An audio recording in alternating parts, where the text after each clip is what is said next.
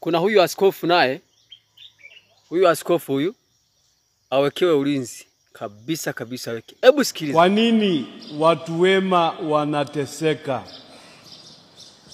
Kwa nini waovu wanasitawi? Lakini sisi tubaki zaidi kwenye hilo la kwanza. Kwa nini watu wema huteseka?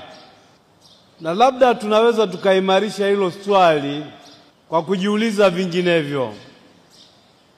Kwa nini Mungu anaruhusu watu wema wapate mateso au wajaribiwe? Swali hilo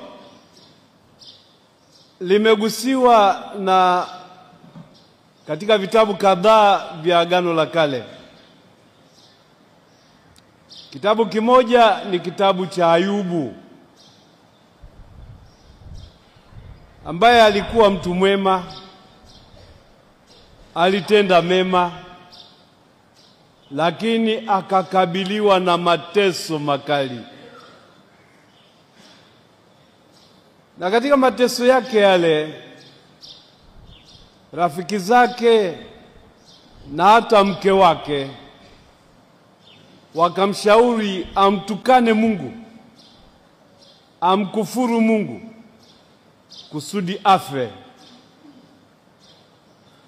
Lakini Ayubu hakusikiliza ushauri wao mbovu, akaendelea kubaki katika imani sahihi, imani takatifu na ufuasi mnyofu.